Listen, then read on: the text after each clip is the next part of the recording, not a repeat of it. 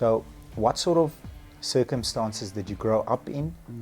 And how did that have an influence into some of the decisions that you've made, and then obviously the mistakes, and then we'll process from there. Yeah. I come from a very small town in the Western Cape called Grabouw.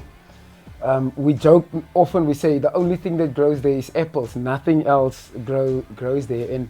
And it's one of the area that I grew up in, they call it Digaitjie, which is a colored slang word for the ghetto.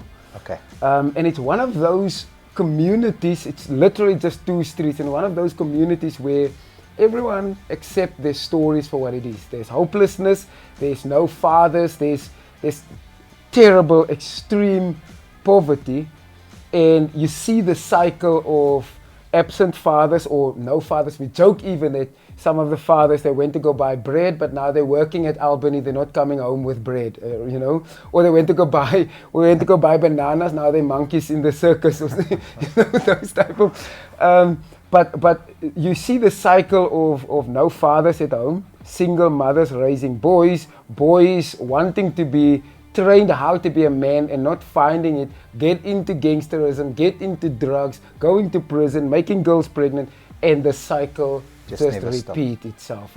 And so the home that I grew up in, my father died when I was 3 years old. And I had an older brother and a younger brother. Older brother Dion, younger brother Peter. And Dion sort of wanted to take over the role of father. But he didn't know how to be. In fact, he was 17 when our father died. He's still a young man. He's still a boy. He was still a boy, you know. And he had only one way of discipline in our house, and that is violence.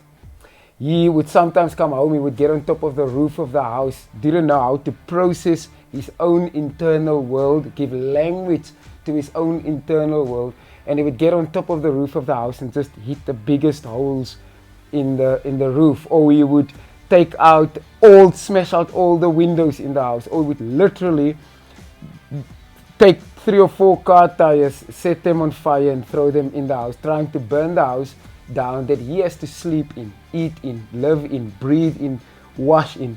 And as a young boy, I could never understand why. Who gets to decide, your group of people, you get this circumstances, your group of people, you get that.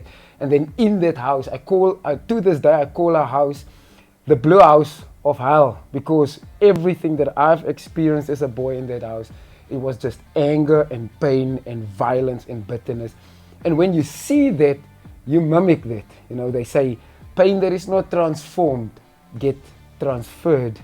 And I thought, as a man, if I want to hear my voice if I want to see my voice being heard, you just cause violence and havoc. That's the only way people will listen to you. And that's what I did. If you enjoyed this content and you would like to see more, please visit our Mid-Mac Masterclass channel on YouTube. That's where the magic happens. Bye-bye.